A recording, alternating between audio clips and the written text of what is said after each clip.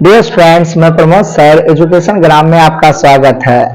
आप लोग 3-4 दिन से कमेंट कर रहे थे सर सिविक्स पढ़ाइए, तो आज हम वर्ग 10 के सिविक्स को ही स्टार्ट कर रहे हैं, जिसमें सिविक्स का मात्र छोटा सा रूप आज देखेंगे और कल से क्लास 10 का जो भी सिविक्स का पार्ट है उसको बारीकी से हम समझने का कोशिश करेंगे।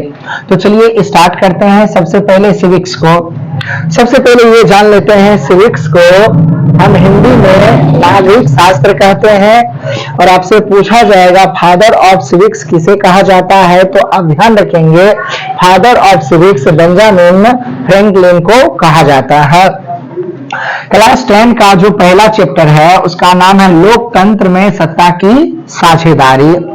तो हम समझेंगे इसमें लोकतंत्र के बारे में, उसके साथ साथ सत्ता के बारे में और साथ ही साथ साझेदारी के बारे में। लोकतंत्र जिसे हम जनता का शासन कहते हैं, सत्ता एक प्रकार से आप पावर समझ सकते हैं और साझेदारी एक प्रकार से भागीदारी या आप बंटवारा भी कह सकते हैं। तो चलिए सबसे पहले हम लोकतंत्र को देखते हैं। लोकतंत्र को इंग्लिश में डेमोक्रेसी कहते हैं। लोकतंत्र को दो भागों में बांटा गया है, एक लोक और दूसरा तंत्र। तो लोकतंत्र को यहाँ दो भाग में बांटे हैं, यानी लोकतंत्र का संधि विच्छेद हो गया लोक प्लस तंत्र। लोक जिसका अर्थ होता है जनता और तंत्र जिसका अर्थ होता है शासन। अर्थात लोकतंत्र कहने का अर्थ है जनता के शासन को हम लोकतंत्र कहेंगे, या यूं कहिए तो लोगों के शासन को हम क्या कहेंगे, लोकतंत्र।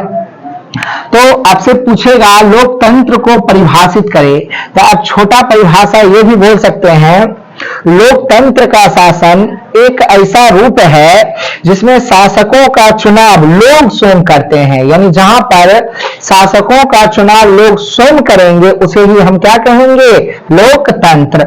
और साथ ही साथ ये भी ध्यान रखेंगे लोकतंत्र को ही क्या कहा जाता है, प्रजातंत्र। कुछ यहाँ 3 इंपॉर्टेंट बातें हैं जिसे आप ध्यान रखेंगे। तो अगर आपसे पूछेगा विश्व में सबसे बड़ा लोकतांत्रिक देश कौन है, तो ये याद रखना, विश्व में सबसे बड़ा लोकतांत्रिक देश कौन है, तो याद रखेंगे भारत। एक अमेरिका के 16वें राष्ट्रपति थे जिन्होंने लोकतंत्र का एक बहुत ही सटीक परिभाषा दिए हैं।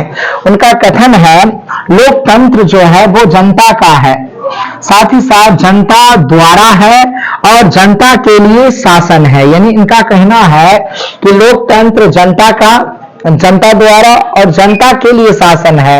लेकिन यहाँ के कुछ नेताओं को आप देखिएगा, जैसे ही वो चुनाव जीत जाते हैं तो वो अपने लिए शासन करते हैं, अपने परिवार के लिए शासन करते हैं, लेकिन जनता के लिए वो शासन करते ही नहीं है। और तीसरा इंपॉर्टेंट पॉइंट याद रखेंगे, अब्राहम लिंकन अमेरिका के 16वें राष्ट्रपति थे। तो आज की क्लास में हम इतना ही रहने देते हैं, कल से हम लोकतंत्र में सत्ता की साझेदारी को डिटेल में समझेंगे। आज के लिए इतना ही, धन्यवाद।